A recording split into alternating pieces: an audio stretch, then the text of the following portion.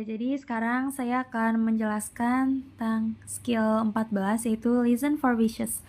Jadi dalam skill ini yaitu kita harus mendengarkan keinginan yang diinginkan oleh si pembicara, dan keinginan itu bermaksud keterbalikan dengan kenyataan yang sebenarnya. Maksudnya apa sih? Nah, jadi kita lihat dalam contoh ini. Woman said, "It's too bad that you have to stay here and work during the school break."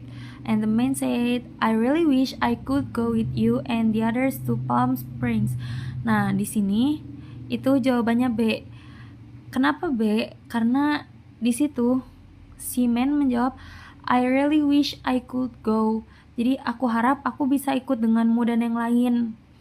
Tapi jadi makna dari keinginan itu adalah keterbalikannya. Berarti kalau dia berharap dia bisa pergi, jadi sebenarnya dia itu tidak bisa pergi. Maka jawabannya itu B, he is unable to go on the trip. Nah, jadi di sini dijelaskan seperti yang sudah saya bilang tadi, keinginan yang positif itu menggambarkan reality yang negatif. Jadi di sini contohnya, I wish I had time to help.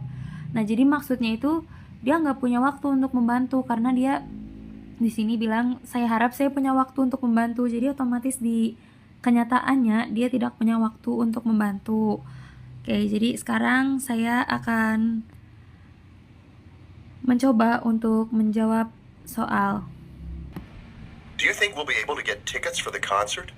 I wish there weren't so many people in line in front of us. What does the woman mean? Oke, jadi menurut saya jawaban nomor 1 itu adalah C. The line in front of them is too long.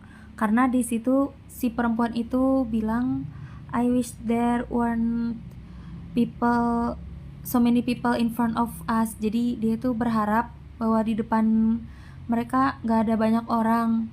Jadi biar dapat tiket gitu. Nah, jadi di sini pada realitanya, kenyataannya adalah di depan dia tuh banyak orang, makanya dia berharap begitu. Selanjutnya, saya akan mencoba untuk menjawab soal. I'm sorry I didn't tell you about the parking ticket. I wish you had told me about it. What does the man mean? Oke, jadi menurut saya jawaban nomor 2 itu adalah D. The woman didn't tell him about the ticket. Karena di situ laki-lakinya bilang, I wish you had tell me about that. Jadi aku harap kamu bilang ke aku tentang itu. Tapi pada kenyataannya perempuan itu gak bilang ke laki-laki tentang tiket tersebut. Jadi jawaban nomor 2 adalah D. Selanjutnya saya akan mencoba menjawab soal nomor 3. Did you see the work schedule for next week? I wish I didn't have to work so many hours then. What does the woman imply? Oke, jadi menurut saya jawaban nomor 3 adalah C. She is working too many hours next week.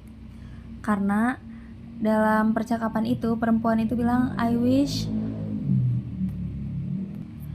I didn't have to work so many hours then. Jadi dia berharap bahwa next week dia nggak perlu bekerja di banyak waktu.